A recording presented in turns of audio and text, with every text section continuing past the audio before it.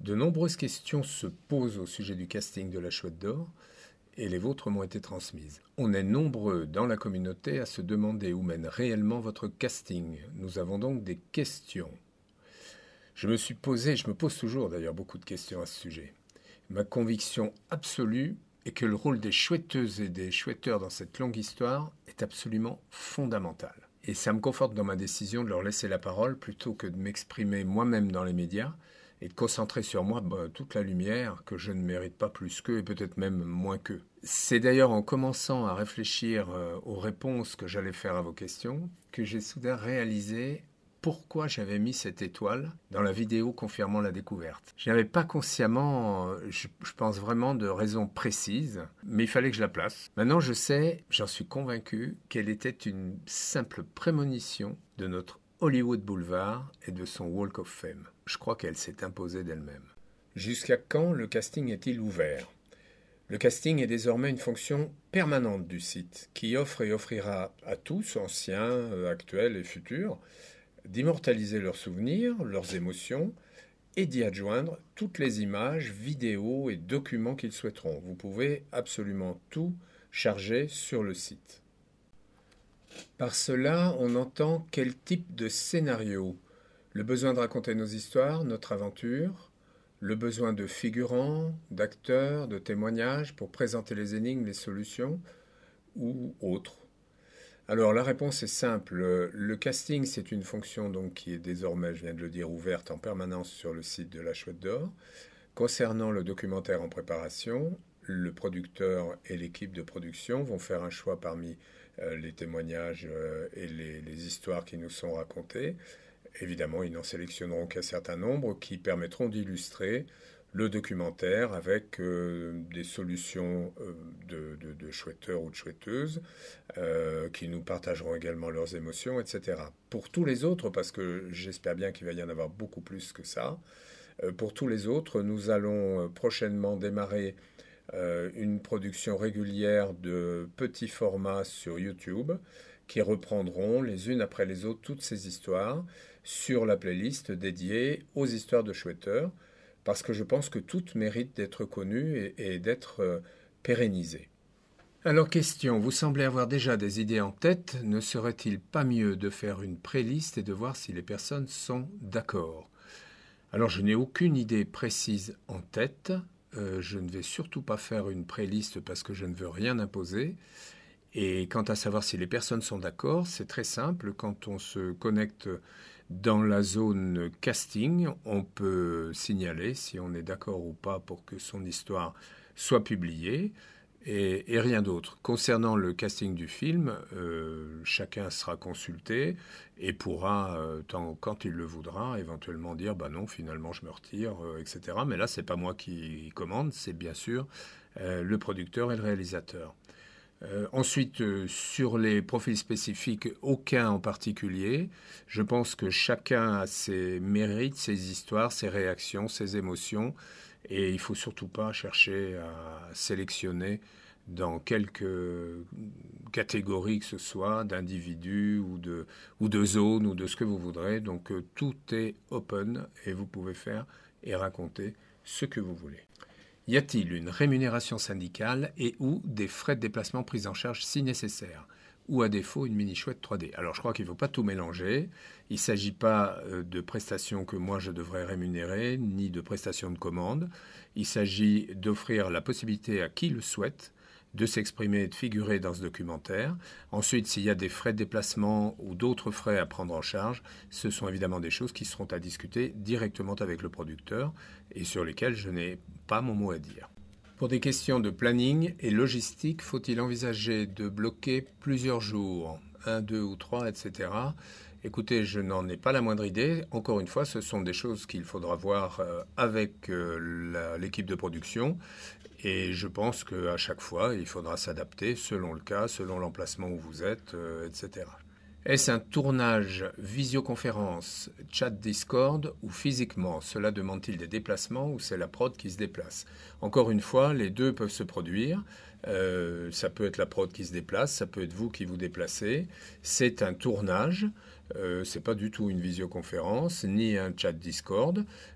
Ça se passe effectivement physiquement. Moi, je pourrais être présent à certains moments du tournage, mais encore une fois, tout n'est pas défini à ce stade. Et je pense que dès la semaine prochaine, ou en tout cas juste après la semaine prochaine, on va commencer à sélectionner les histoires qui seront retenues. Et à ce moment-là, vous aurez davantage de précisions émanant de la société de production. Si cela est demandé, les chouetteurs peuvent-ils être floutés dans le documentaire? Absolument, aucun problème. Les visages peuvent être dissimulés d'une manière ou d'une autre et les voix peuvent être changées. Sera-t-il possible pour les participants qui le demandent d'avoir un droit de regard sur les images les concernant? Je pense que ça pose aucun problème dans la mesure où certaines images pourraient nécessiter un accord particulier. Il est évident qu'il vous sera demandé. Est-ce qu'il y aura du rhum, du vin blanc, du vin rouge et une rasade de Mirabelle à la réception? Alors la réception, je ne sais pas de quoi il s'agit, si c'est le sas d'entrée ou bien si c'est la grande teuf qu'on va faire le jour où le documentaire va sortir. Mais pour la grande teuf, je pense qu'il y aura de tout, oui, effectivement. Pouvez-vous nous en dire plus sur qui produit le documentaire?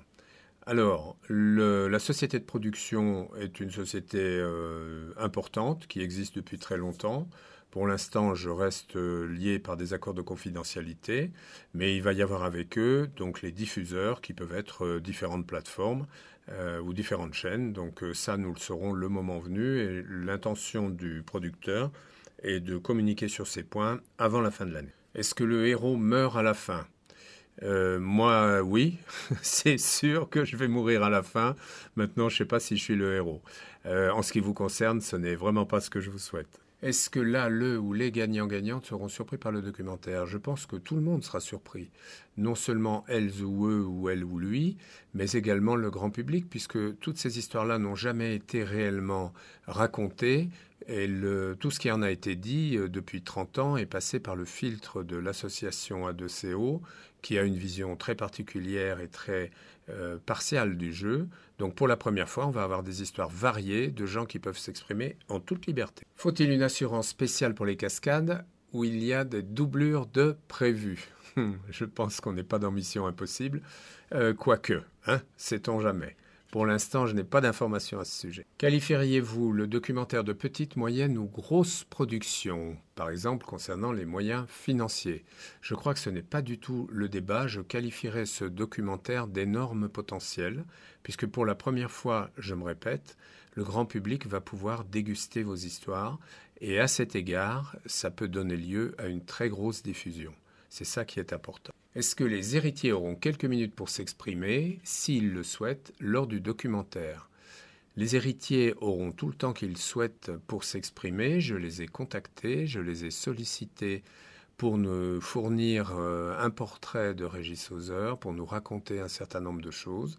J'attends encore des réponses et j'ai déjà un accord de principe. Donc bien sûr, les héritiers auront la possibilité de s'exprimer, non seulement dans ce documentaire, mais même au-delà s'ils le souhaitent. Est-ce que ce sera vous le présentateur ou l'animateur du documentaire? Je ne sais pas quel rôle va me demander le producteur ou le réalisateur, quelle intervention j'aurai à faire, mais si j'ai à intervenir, je le ferai bien volontiers d'une manière ou d'une autre. Il faut absolument que le 23-24 avril, on ait la révélation des solutions, quoi qu'il en coûte, format PDF, écrit ou oral, avec documentaire ou pas. Sinon, je sais pas quoi. J'ai grande confiance et dans la société de production et dans les diffuseurs qui ont capté que cette date était une date clé. Donc c'est bien à ce moment-là que le documentaire sortira. Le casting doit-il être fait seulement à l'écrit par une anecdote ou à l'oral après être contacté? Si à l'écrit, ou le poster dans le cahier secret, anecdote en public. Alors, vous restez libre dans la partie cahier secret, la partie casting, d'indiquer si vous souhaitez que votre histoire soit diffusée ou non. Si vous indiquez qu'elle ne doit pas l'être, évidemment, vous ne serez pas contacté pour le casting. Pour ceux qui auront déposé leurs histoires, le producteur et le réalisateur feront leur choix dans celles que nous aurons donc sur le site. Ne postez pas vos histoires ailleurs. Vous pouvez, dans ce contexte, laisser du vocal, laisser de l'écrit, laisser du visuel, de la vidéo, de l'image, ce que vous voulez. L'espace qui vous est alloué est donc destiné à recueillir tout ce que vous souhaitez comme documents et témoignages.